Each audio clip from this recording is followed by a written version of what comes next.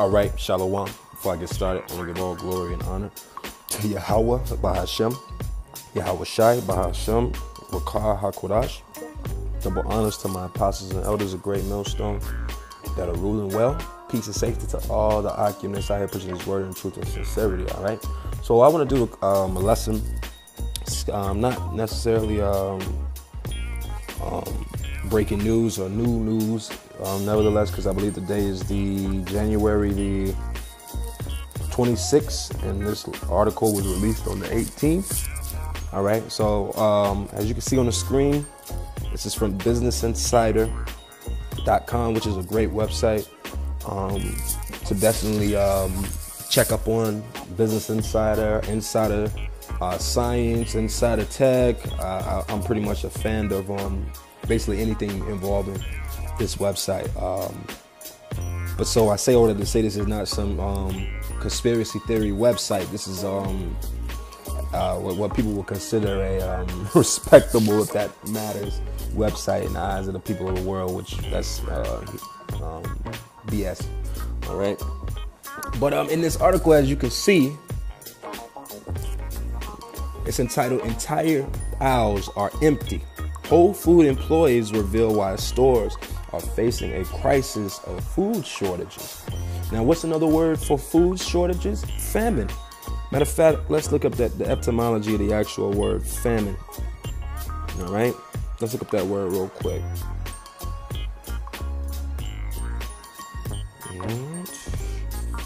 Famine.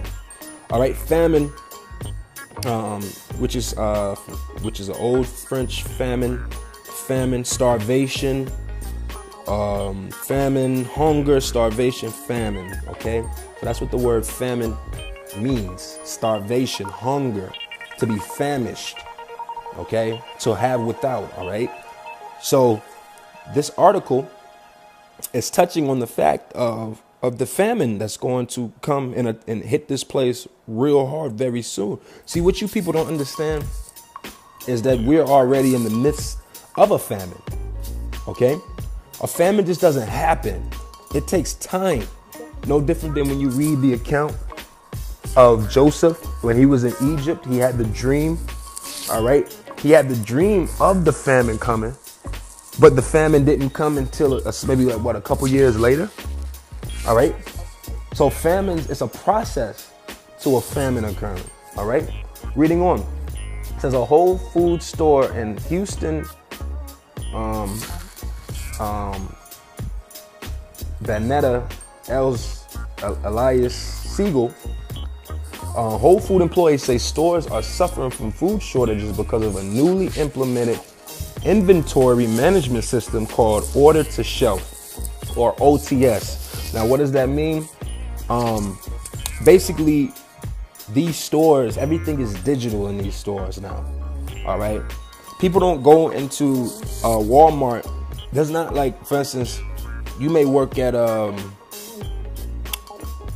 me think of an example of a place. You may work at, let's just say, Chick-fil-A. All right. You may work at Chick-fil-A, and Chick-fil-A will have their manager or their assistant manager basically go out maybe once a week, and they'll go into the freezer or the shelf and see, okay, and I don't work there, but we're just going to use an example. Chick-fil-A sauce, right? They might very well say, oh, we're down to 100 Chick-fil-A sauces. We use roughly 50 of these every day. So our truck, it's Monday, our truck comes on Wednesday, we need to order another one. That's just giving that as an example of how inventories are taken. Now, in a store like Walmart, there's not a person going around doing an inventory on how many bags of rice are on the shelf. When you take that bag of rice off the shelf and you go to the counter and you scan it, you're paying for it, but it's telling the system that basically order another bag of rice to replace this rice. All right. So that's why sometimes you'll go in the stores, you're like, how are they out of this? All right. Well, maybe they only keep 2 or 3 on the shelf because they feel like they only sell 2 or 3 in a week span. But in this week, some 2 to 3 already bought it before the next shipment comes in. All right. So, and another point too is we gotta include myself, but because sometimes you lose sight of this, is that grocery stores are not there to just feed you people, man.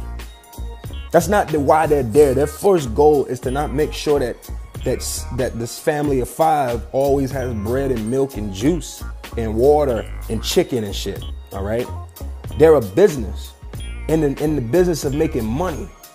So they're not concerned with feeding you. They're concerned with fattening their pockets. All right, moving on in this article, it says Whole Foods says the system reduces unnecessary inventory, lower costs, and frees up employees to focus on customer service. Okay, skipping down, I'm gonna skip down. It says, last week we ran out of onions and potatoes twice, an employee of Brooklyn Whole Foods store said. Entire aisles are empty at times. It has for weeks had empty shelves, and I shop there twice a week, one customer told Business Insiders. The prepared food section is not refreshed and foods look stale. All right. So this article is basically giving you the look that these grocery stores don't have no food. We're already in a famine. Okay. We're already there. All right. On top of the very fact that they're closing down these stores, there's not as many stores around as there once were. You know, right here in Atlanta, where I live at, within the last year, I've seen 2 Krogers, which Kroger's is a grocery store that's very popular in the South. Like I said, I'm making this video from a person that lives in Atlanta, so I'm pretty sure if you live in the Midwest, you probably have Big Bears, you see, and so on and so forth. And wherever region you have, there's different grocery stores. But here, Kroger, that's just another brand of grocery stores. So here, in the last year, 2 Krogers that I would shop at. All right, and what I mean by that is one was very close, like right around the corner from my house. Like one so close that if you rib or whatever, it's like, oh, we need more. I need more butter. You mind going to the store? Yeah, I'll be right back. You know, it wasn't a hassle. It's like, all right, boom, I make this right, straight shot. I ain't gotta deal really no lights. Boom, you know. So I used to go there, but that one's closed down. Can't understand why. It was always busy, but I understand why through the spirit, because this place is liquidating. All right, it's going out of business. They're creating it where, at the end of the day, when this place shuts down and you people begin to do grocery runs, you run and you try to ransack your local grocery store. There's only the elite know that there's only going to be a few places for you to hit. Okay, these Walmarts and these grocery stores, these people that are in the know that own these corporations, they're not blind. They're not keeping these businesses open to make money. It's not about money anymore. All right, it's about transitioning into what they need. The Walton family. You don't think the Walton family are in tune with the Illuminati's plan? Walmarts are going to be the hubs for martial law. All right, so you think them shutting down stores is because they need the money, or keeping stores open because they need the money? They've made their money 10 times. All right, it's because those places hold their position the way they want. All right, matter of fact, I'm sitting in my living room and I'm imagining right around from my house. All right, there used to be a Walmart on one side of 78. They shut that one down to build it right on the other side of 78. But that's still a storage unit. Just because it's empty don't mean that it doesn't mean that they're not going to turn it into a martial law, a FEMA camp or a concentration camp. All right, they're shutting down Walmarts, grocery stores are shutting down. All right, this is what's happening. All right, we're living already in the midst of a famine. All right, bear with me 1 second. Bear with me 1 second. All right, so them shutting these stores down, it's simple, supply and demand. Okay, when the supply is low.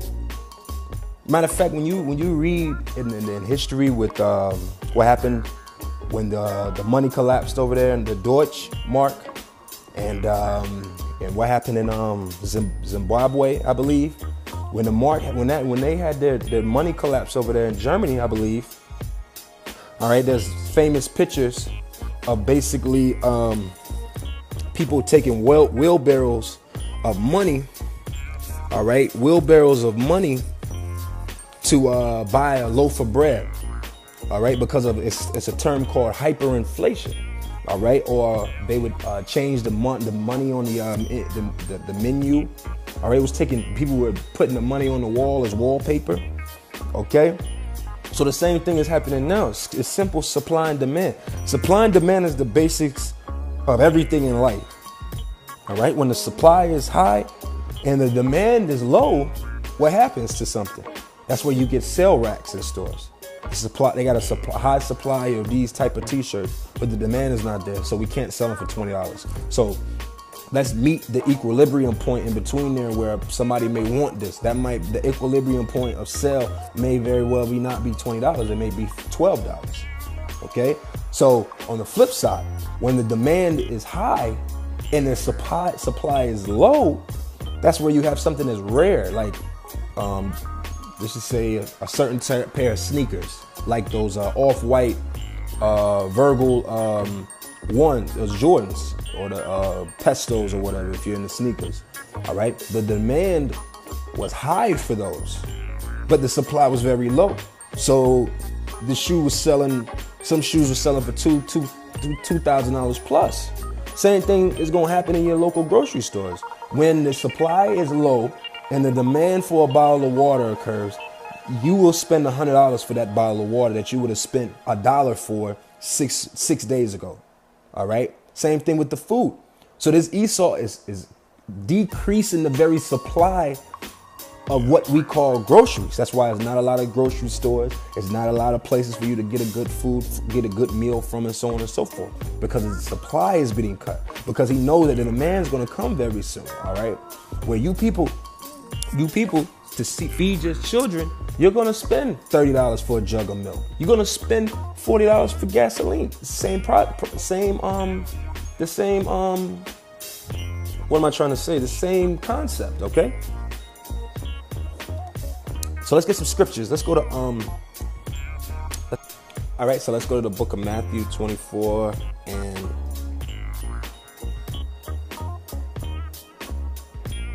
all right, this is Matthew 24 and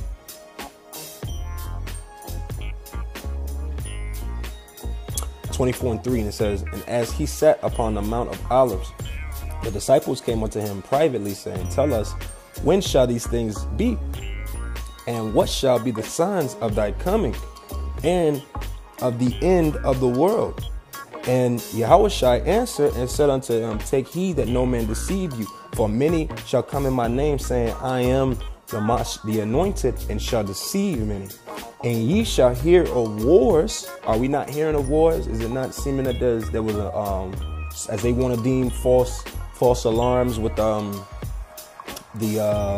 from North Korea shooting nukes onto Japan or to Hawaii, all right, which most are saying was a drill, or I've heard accounts where basically those were bombs that were actually shot down, okay, and rumors of war, all right, there's a war happening in the Middle East, and there's rumors of war, all right, war's going to come to America, whether it be civil wars, class wars, race wars, wars between the other nations, and so on and so forth, all right. Seeing that ye be not troubled, for all these things must come to pass, but the end is not yet. For nations shall rise against nations, and kingdoms against kingdoms, and there shall be famines and pestilence and earthquakes in diverse places. All these are the beginnings of sorrows. You see? So famines. Yahushua was telling the disciples at the time, which later became apostles, that in the end, there was going to be a famine. The end of the world being the end of this age, the end of Esau's ruling. There's going to be, these things are going to occur as a sign for us to know he's surely coming. All right. And a famine is a major part of it. All right. Famines are going to occur. Major famines. Famines that are going to, the scriptures tell you in Daniel the 12th chapter that this time is going to be as a time that has never been. All right. So if you thought that the great famine of China was bad, the famine that's going to come here is going to be even worse. All right. So let's go from there to, I want one more scripture dealing with this famine issue, and I'm going to close up on this. Let's go to Jeremiah Jeremiah, I believe it's 42. Nope, Jeremiah 38. Let's go to Jeremiah 38 and 2. And it says, and thus saith the Lord, he that remaineth in this city shall die by the sword, and by the famine, and by the pestilence. But he that goeth forth to the Chaldeans shall live, for he shall have his life for a prayer and shall live. All right. And this is when Jeremiah was basically telling our people, we ain't got no way, we had to go into captivity. All right. There was no fighting it. All right. But nevertheless, this still applies to us today, that the Most High brought on them then, and he's going to bring it on our people again. Famine is going to come. We're actually already in the mix of a famine. All right. It's just going to break off where something's going to happen where there is not going to be any more food going to these stores. It's just going to be rationed out by the government. You're not going to, like when you watch the show Containment on Netflix, when they quarantined the city of Atlanta, people weren't going to the grocery store as if life was normal and buying up chicken and rice and making fried chicken and French fries and shit like that. No, the government, the police came in, they dropped off packages, and that was it. All right. So like I said, I want to close up here. Just wanted to touch on this subject matter of the famine and economics. So, but it's an economic thing, all right? Economics meaning housekeeping, and part of keeping your house is what? Having food in it. And when you don't got food in your house, you got a major problem, all right? So with that, I'm going to close up and say shalom.